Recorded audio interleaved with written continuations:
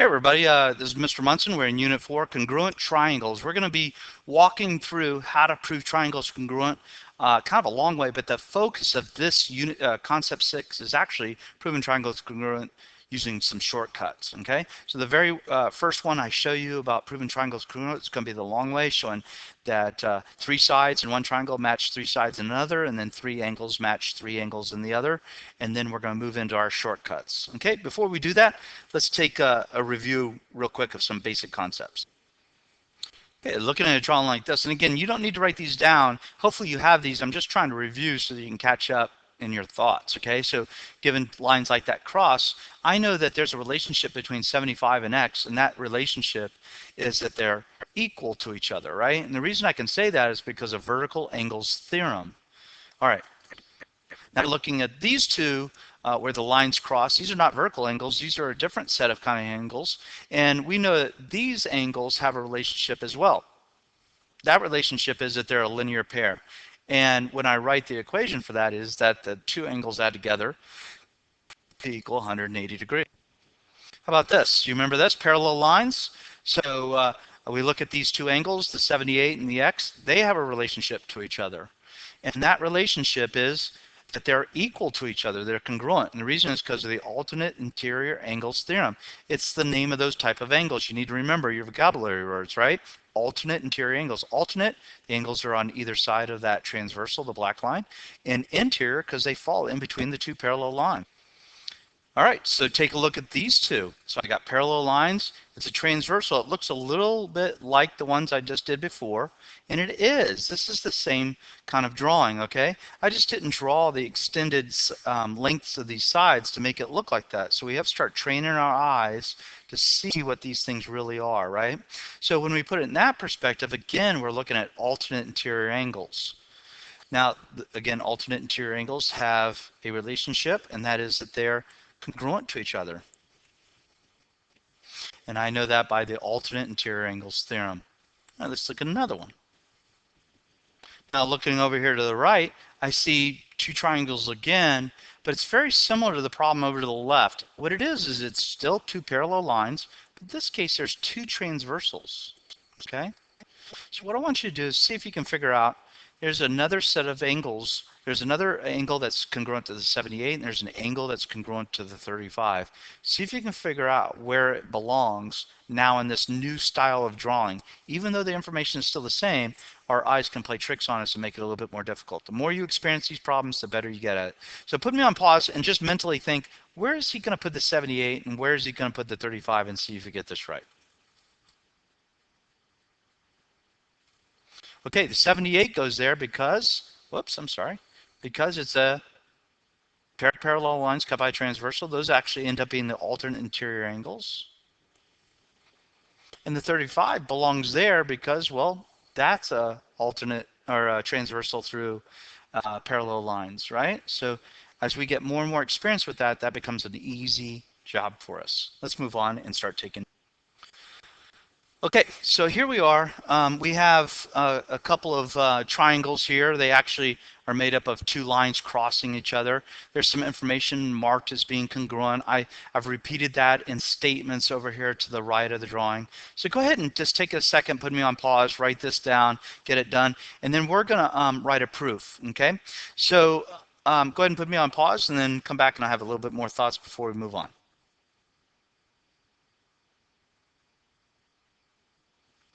Okay, here's the deal. So over here I have some given information, and again it's in the drawing. Down here it says prove that triangle ABC is congruent to EDC. Now to do that, I'm going to have to show that 3 segments in the top triangle match 3 segments in the bottom, and 3 angles match 3 angles. So what I'm going to do is I'm going to set up this thing called it's called a 2-column proof. It's a very formal way of showing you logically that these two triangles are congruent. So this is the top part of my 2-column proof. That vertical line, the one that's going up and down, it actually extends down below the gray block, and you'll see the rest of it. And you're just going to kind of tick away with me. You might even just listen, and then when I get to the bottom, put me on pause and go ahead and write the whole 2-column proof at one time. So that's a good idea. Just listen and see if you can follow my logic, okay? So on one side, I'm going to make a statement. On the other side, I'm going to state my reason why I believe this thing is true. So I'm going to start off with that AC is congruent to CE. Okay? Well, the reason I can say that is if you look over here, it's given, right? It's sitting right there. So I have a line 1 written over to the left, and over here on the right, I have a line 1. And if you notice, I have an S here. And the reason is that this is going to help me keep track of what I've found so far. So far, I found one pair of sides that are congruent. Let's go to the next. All right, the next line says BC is congruent to CD. And I'm saying that that's true. Well, again, once again, it's that the two pieces are congruent because they gave them to me. And so then again, identify in the line, I found another set of sides. Now, when I'm all said and done, as I pull this thing down, you should see 3 S's and 3 A's because I've then shown 3 sets of sides and 3 sets of angles that are congruent. Here's the next set of sides.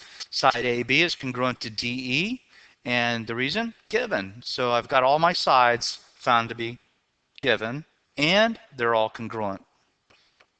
Now they told me that these 2 lines, AB and DE, are parallel, and through experience, what I'm going to use that for is to show, if you look over here to the drawing, I'm going to show that angle B is congruent to angle D by alternate interior angles, okay? And then I'm going to show that E is congruent to A by alternate interior angles again. We just kind of talked about that. And that will work because, see down here, I need B to be congruent to D, and I need A to be congruent to E, okay? All right, let's continue. So in my proof, I state, hey, these 2 lines are parallel. That's given. In the very next line, in line 5, I say angle A is congruent to angle E. And my reason? Alternate interior angles theorem. Hopefully you understand why I have an A floating over here. That says I've got a pair of A's, a pair of angles that are congruent. All right, then I have B is congruent to D, and that again is alternate interior angles theorem. Now I don't have enough room for my A. I should have it way over here off to the side, so you do too, okay? Just like I have the S's.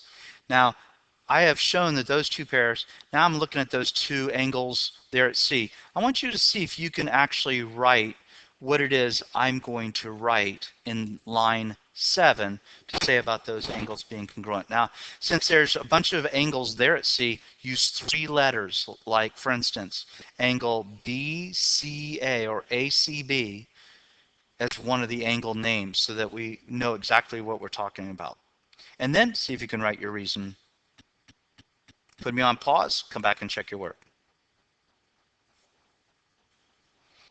Okay, I said angle ACB is congruent to ECD. Those 2 angles are congruent. This angle and that angle are congruent by vertical angles theorem. And I'm hoping you got that one right. And if you are, I can't tell you how far ahead of the game you are now in writing 2-column proofs. Well, there we have it. We have 3 sides are congruent, 3 angles congruent. And so now I can say that triangle ABC is congruent to triangle EDC, and that's because of the definition of congruent polygons. Congruent polygons basically says 2 polygons are congruent if there's sides in one, match sides in the other, and the angles in one match angles in the other. Now let's see if we can do this in a shorter way. Now here's our shortcuts for triangle congruence, okay? These are shortcuts. Basically, one of them is side, side, side. And what that says is this: triangles have a very special property to them. We don't have to find all the information like we do other polygons. These actually have some shortcuts that if we have 3 sides in one triangle that match exactly in length to 3 sides in the other, no matter how we arrange those 3 sides, these 2 triangles become congruent, okay? And what that means is that once they're congruent, then all their corresponding angles become congruent, whatever the corresponding angles are. So we don't have to go out and measure those angles if we had to in the field. We can just assume they have to be congruent, okay? All right, here's another shortcut, SAS. And if you look at it, Well, let's first have you just put me on pause and see if you can write what the SAS is. Now, I know you know it, okay? But you writing it without me writing it, you just copy it. You writing it will click it in your brain. So I want you to do that. Put me on pause and write what SAS stands for. All right, side, angle, side. And so basically, if you look at side, angle, side, it says that you have two pairs of sides that are congruent to each other, right? Two pairs. So in one triangle, you have one set, and then there's one set, that's the first S, let's say, and then a second set that are congruent. Now the pair of angles that are congruent, and this is very important, it's not just any set, it's trapped. The two angles are trapped between the pair of sides I just used. So make sure you put in your note, these are called the included angle. It's included between these two sides. In other words, the two sides actually physically make up the angle that's set to be congruent. Now, so what that's saying is that if I take two sides that are exactly the same, I have a 3 and a 4, and then I have another 3 and a 4, let's say, and I open it up exactly the same degree, it forces the two triangles to be exactly the same. The other side ends up being the same, the other angles end up being the same, and so on. Go ahead and draw this one in, see if you can write down what ASA stands for. Pretty simple stuff. And notice that the side in this case is an included side. It's not just any set of sides that are congruent. Those two, the side in the left figure and the side right figure, have to be trapped between the two angles that I'm saying are congruent. Now look at these two triangles, and you'll notice that over in this triangle here to the left, it looks like we have an angle, side, angle situation. Over here on to the right, we have an angle, angle, side situation. See how the side is not trapped between the two angles. So this information here, even though I have two sets of angles that are congruent and a side that's congruent, the side over here doesn't end up being in the same place, the same spot. It has to be trapped between the angles for it to work, okay? So that's a mistake if you think those would be congruent triangles. And the last of our shortcuts is angle, angle, side, and as I just mentioned. And so let's actually start using these, okay? So here's two triangles and information given. I have it already marked in there. I didn't write it off the side. And it says, are these two triangles congruent? And if so, then let's write a congruent statement, okay? So let's look at this information and see if there's enough. I got two sets of sides so far. It'd be nice if AB and DE were congruent, then I could use side, side, side, but they're not. All right, so what I noticed, and I'll always do this, if I see vertical angles, I always mark them congruent. And so, hey, wait a minute, those two, the triangle on the top and the triangle on the bottom, have two pairs of sides and an angle trapped in between them that are congruent. That's a side, angle, side situation, and that's enough information to say the triangles are congruent, okay? So the next step is write a congruent statement. See if you can write a congruent statement. Now, the A, B, C, if you look at it, goes kind of in order from A to B to C. And right now, that's a little bit difficult to know which angle corresponds to B and everything, but this is how I see it. I travel across the one side that's not marked right now to an angle, B. I'm looking at the top triangle. And then I travel across a single-sided side, a single marked congruent side, to another angle. Okay, so I'm going to do the same thing. If I start at D and I move here to the E, when I go to C, I actually travel across a double marked side. That's not the same path as I did up here. So I need to change the order. I'm going to go from E to D, then down the single to that C. And there I have it. I have triangle EDC as the congruent. And that means that all the angles now are matching up and they're congruent and all those things. If you did not understand how I created the path to finding out which triangle letters in order go with ABC, then you need to go back and just listen to that a couple of times, however many times, to make sure you got it. All right, so here's two triangles. Let's see if they're congruent. Okay, so I've got parallel lines, and then those two pieces on the top are congruent, the piece on top and the piece on the bottom. So as soon as I see parallel lines, I immediately mark alternate interior angles to be congruent.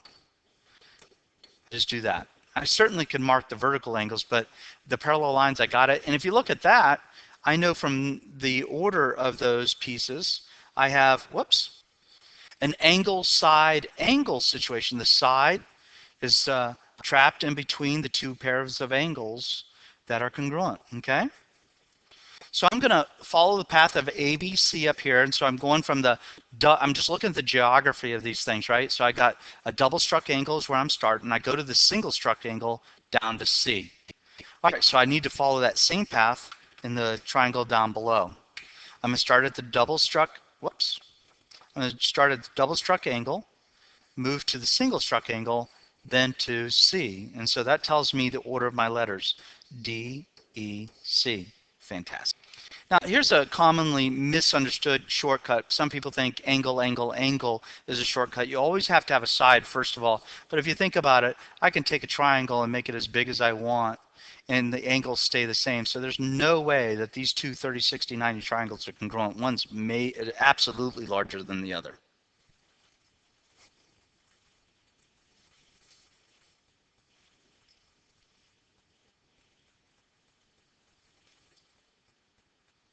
Okay, that's it. Let's move on. Draw your summary line, and let's go to these problems. All right, here we go.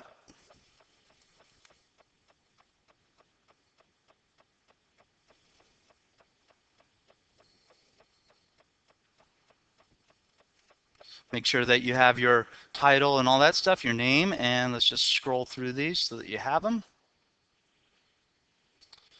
All right, we'll see you next class.